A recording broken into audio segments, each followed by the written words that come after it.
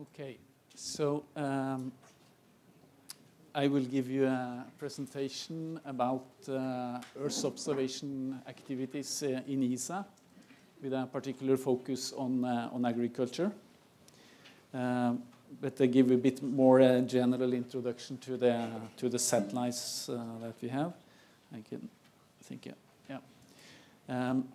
Little bit about the satellite programs. Then I go to the two main satellites programs that we are working on.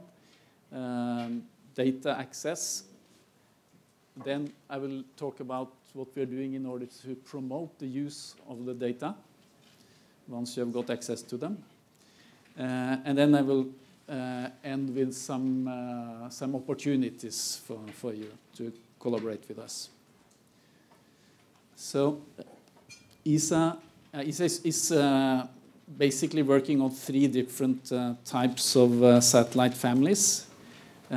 Altogether, there are 25 now under development and 15 in operations. So these 3 domains is meteorology, where we are developing the satellites for EUMETSAT, and then they're handed over to them, and it's they who are operating them. They are collecting the requirements for them, giving to us, and then we are handing them over to them once we have developed them. So I will not talk much about, or not anything about that today. Then you have the Copernicus family. This is joined together with the European Commission. European Commission is leading Copernicus. But in ESA, we are responsible for developing the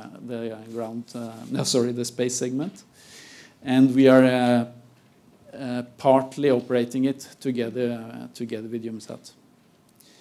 And then the last one is the science family of satellites, which we call the Earth Explorers, which are our own satellites, which are defined according to what are the needs of the scientific community. So first, I will start with this last family, the Earth Explorers, and I will only focus on what is really the most relevant for agriculture. So we have this SMOS satellite, which was launched in the end of 2009. And as the letters of its name says, it's about soil moisture and ocean salinity. It can measure the soil moisture only in the upper 5 centimeters, which is not what is the most relevant for knowing if there is moisture there for the plants. It's more important what is the soil moisture down at the root zone. We can derive this from this top soil moisture by use of models, and from that we can produce such maps as we see here. An example from May 2016, where we see in orange where the soil moisture is very low, and up to darker colors from green over to blue, black, where it's driest.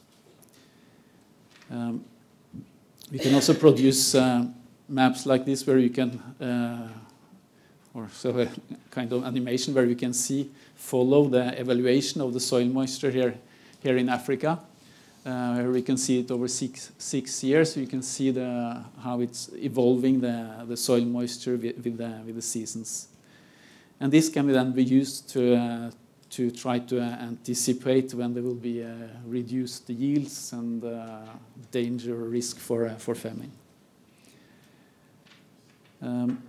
What you saw, this SMOS instrument can give data which have a spatial resolution not better than 25 kilometers, which is often a bit too low for agricultural applications. So there has been much work on how to combine data from this SMOS instrument together with other types of data, for example Sentinel, in order to derive soil moisture maps with a spatial resolution down to 1 kilometer, for example. Then the second Earth Explorer that I will mention today is the FLEX. It's not up there yet. It's under development, and you will have to wait more than 4 years before you see it up in space, or before you can have the data. So you must be patient. That's one of the key things when you work with space matters, that you must be patient. It just takes a very long time to develop some of these missions. What is very interesting with this FLEX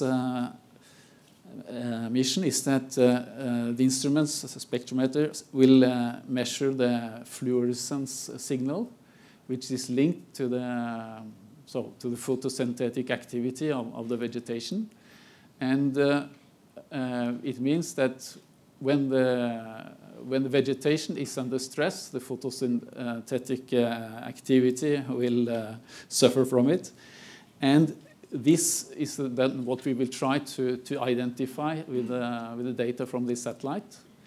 And this means that if the mission is very successful, we could be able to see the stress in the plant before it's visible to the human eye. You can imagine the farmer in his field, he cannot see that the plant is stressed because it's nice and green outside.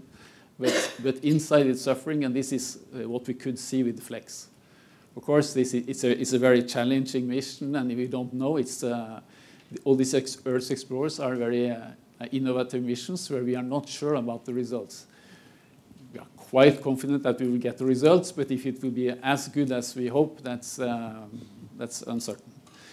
So big potential, but high risk. So let's wait 4 years and see.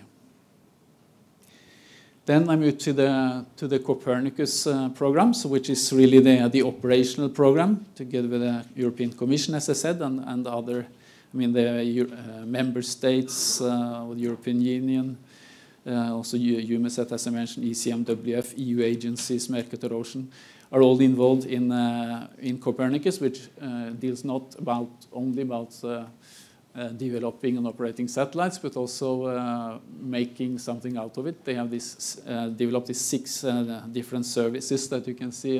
Oh, sorry, that was the wrong button. 6 different services that you can see here, which are using, of course, the data from the satellites, but also lots of other data from, for example, in situ data, or even from other satellites, or other types of measurements. This program is now the most ambitious Earth observation program in the world. So now also the Americans envy us. For the moment, we have 6 different families of satellites, and out of these 6, the first 3 ones, Sentinel 1, 2, and 3, are very relevant for agriculture. So I will come back to them.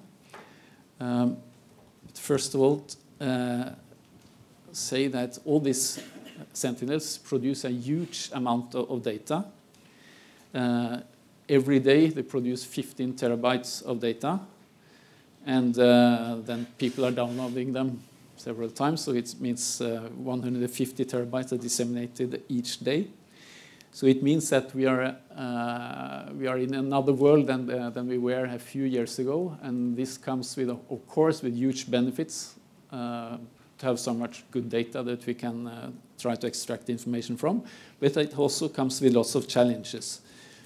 All this data are open and free to everybody, and what is important is that we know that there will be a continuity of this until 2030, and very likely it will continue after that. But that is very important when we try to make people to take up the use of these data in their daily work routines. Before it was difficult to make people to change procedures because they didn't know if the data would be there in a few years' time. Now this has changed. And for example, with this data, only because, or just because of Sentinel-2 alone, we can now observe all global landmasses every 5 days at 10-meter resolution. And this is something completely new. This is just to show, I won't go really into detail of all the launch dates of all the satellites here, but wrong again.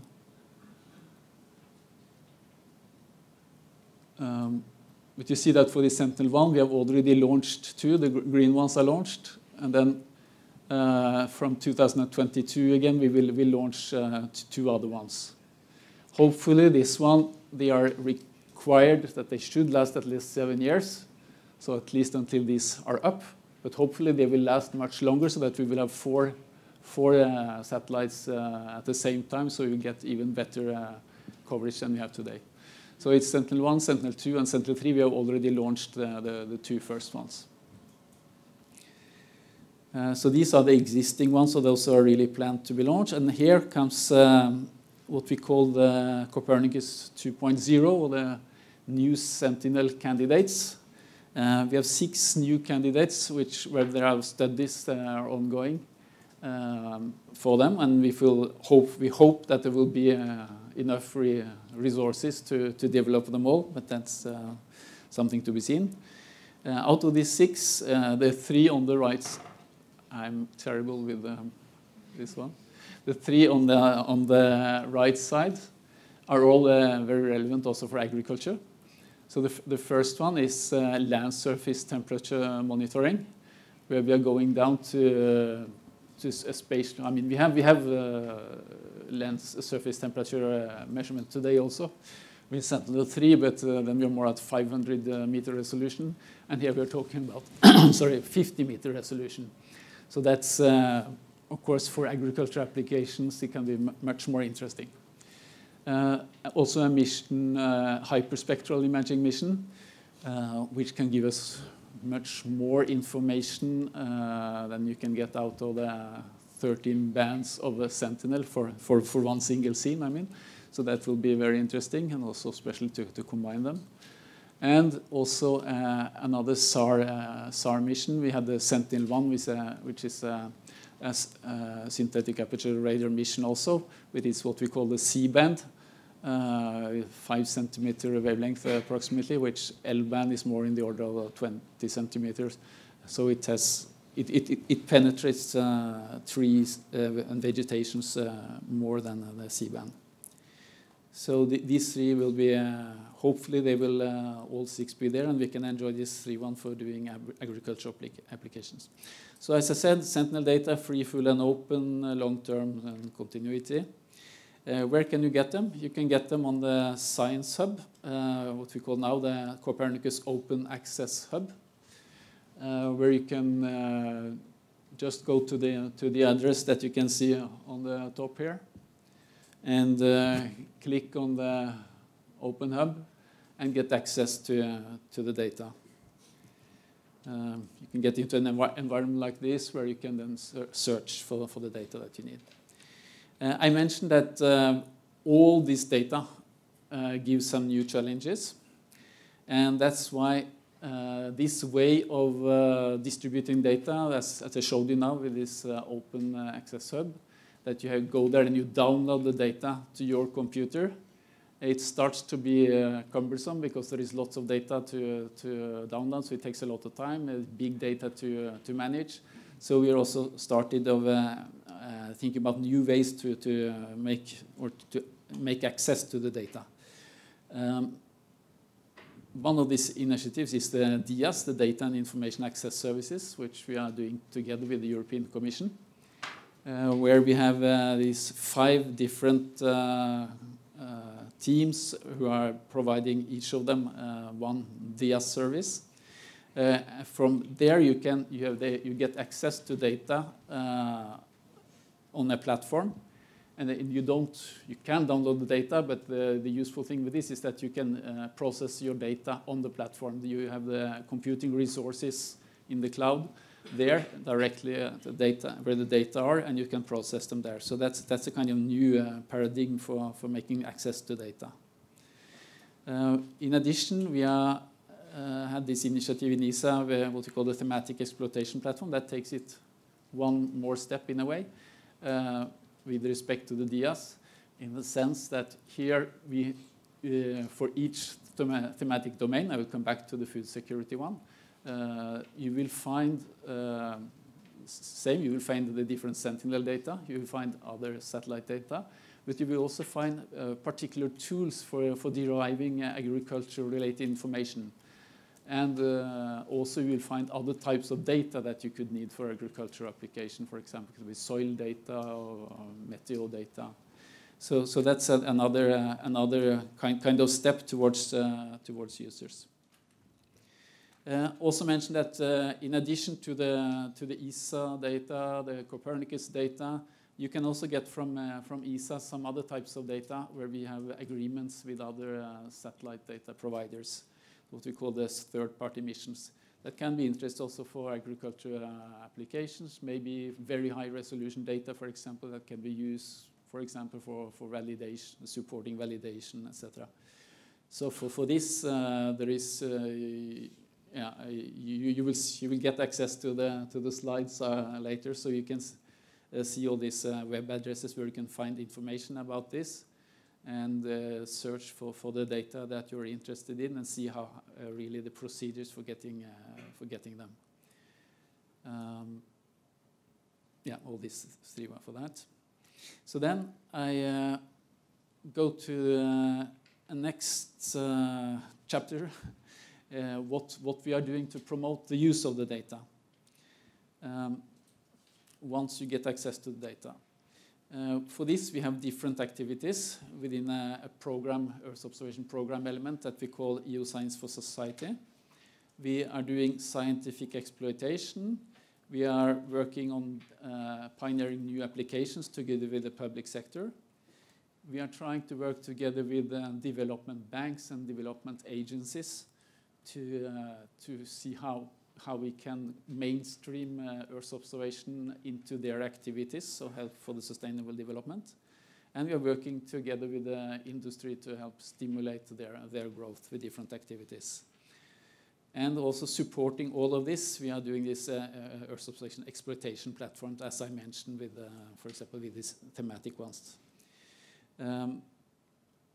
What we are also doing to help is that for all this we have different projects that we are financing, that we're doing together with industry and with the research institutes, universities in Europe. And often there we specify exactly what shall be done in projects, but we also have now an opportunity where we are we're making available lots of the budget for an open call where people can just propose basically anything they want, as long as it's innovative and using Earth observation, and get financing of a project. What are we doing else for the scientific data exploitation? We are organizing workshops and conferences, as Magdalena mentioned. We are doing training and education, also, as she said, just like we have today. We are doing some toolboxes, I'll come back to that. We're doing promoting open science. We are developing new methods and products based on Earth observation. We are trying to do advances in Earth system science. We are trying to make input that can help defining new future missions, and we are also doing airborne campaigns, for example, to try to better support in the development of new missions. Like now for the FLEX, for example, data will be there 4 years, but we can do already airborne campaigns to try to make scientists already work with the same kind of data. Magdalena showed that we're doing training courses, and skip that. ESA toolboxes, I will just mention that we're doing in particular this SNAP toolbox that you will be hearing a lot of during the training course here. And we see now that we have had more than 300,000 downloads of this toolbox. Okay, that counts several versions of it, so it doesn't mean that we have 400,000 SNAP software running around, but it shows that it's something that is really is being taken up. And we have lots of users. We have this forum, but we see that there are lots of people are really active in this. And we see that it's today used by different space agencies, in Google Engine, by the DIASs, companies, scientists, and students. we're also doing, as I mentioned, we're doing projects where we're trying to develop new methods, potential new products, often for scientists. Just giving a couple of examples here. So first one is this Synco map, which is trying to exploit Sentinel-1 interferometric coherence for land cover and vegetation mapping. So it's really analyzing the information content in hypertemporal Sentinel-1 dual-pole C-band interferometric stacks. It has been looking, for example, at coherence at different time interval, like 6 days, 12 days, 18 days, and really analyzing what you can get out of the data. And come up with some classifications with good results, and where you really see that when you take into account this coherence information in the SAR data, you really add something to if you're only looking at the intensity. We are also doing project where we are looking at trying to do as automatic procedure as possible for example, for mapping crops. In example here, we were looking at trying to do trend analysis in an automatic way in long and dense time series of Sentinel-2 in order to try to identify different events and parameters in the vegetation. So I mean, you can see here, for example, that in this where we have plotted here the NDVI for the vegetation in a field, and from that you can identify what is the kind of the start of the season, the mid, and the end of the season, and from this you can plot maps like this one here, where what the color of these different fields corresponds to when there is the start of the season on this map, when there is the mid of the season, and when is the end of the season on this one. So it's another trying to look at analyze the data in different ways to see what we can get out of this time series. Also here look at the cumulative NDVI and the NWDI here. So that's another example of types of projects we are doing, which are not really driven completely by user needs, but we are more trying to see really what we can achieve with the data. And now we're coming more to these more user-driven activities. Geoglom is an initiative which came out of the G7. It supports a wider agricultural monitoring system with a crop monitoring activity. And ESA is supporting this, UC Louvain is supporting this.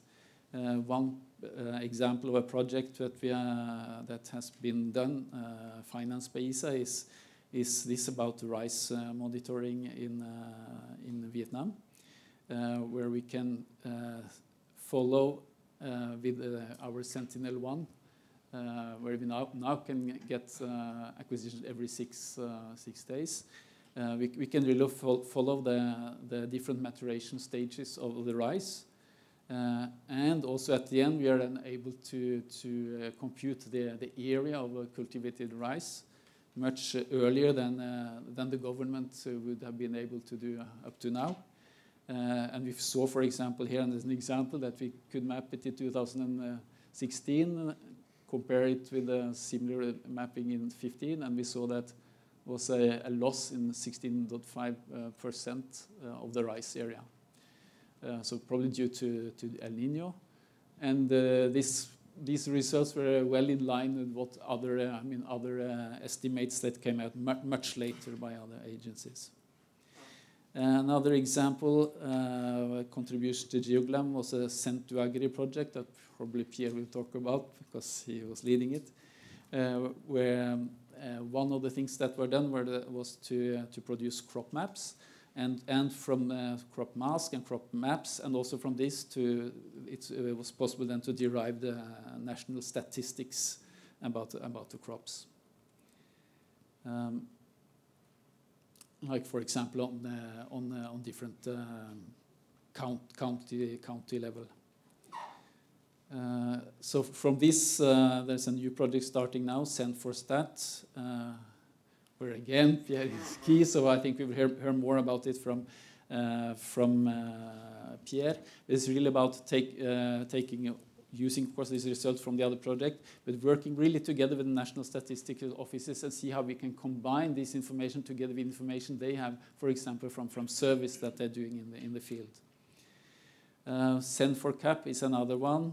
Pierre still where we're trying to ensure that Sentinel-2 data and Sentinel-1 data will be really exploited in the new reformed CAP from 2020. So developing methods for how to support the paying agencies in this. And it will also probably support not only the paying agencies, but other government agencies and maybe even farmers.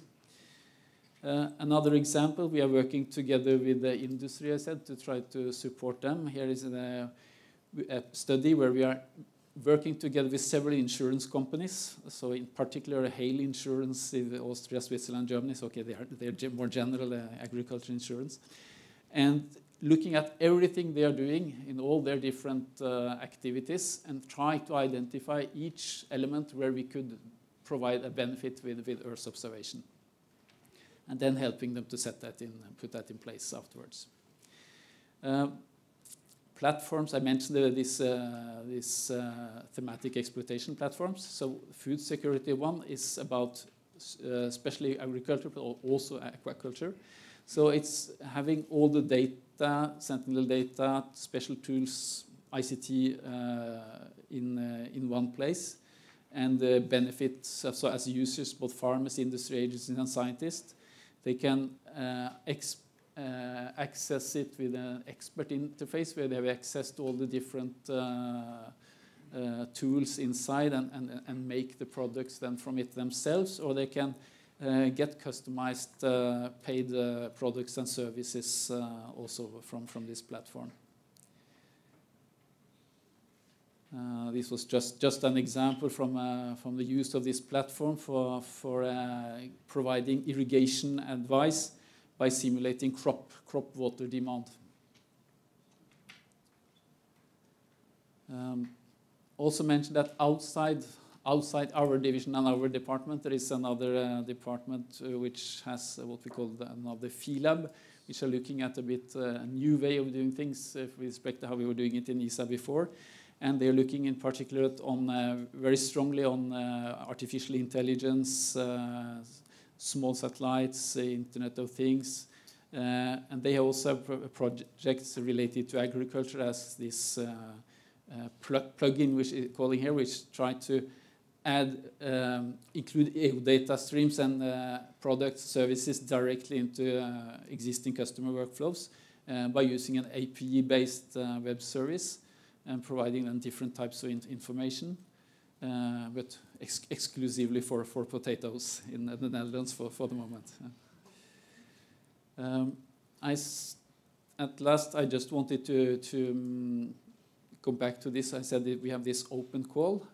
This gives an opportunity to all research institutes and companies in Europe to propose an idea, and if it's good enough, get I think it's 150,000 project I can get to be done over 1 to 2 years.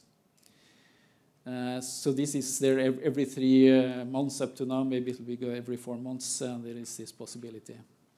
I also wanted to mention that we have this Living Planet fellowship, which can be interest for some of you, where every year we make a call for young scientists at postdoc level to support a 2-year research project.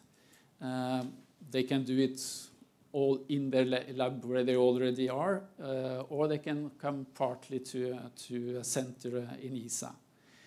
So we have supported more than 50 young scientists so far, and we get lots of interesting results.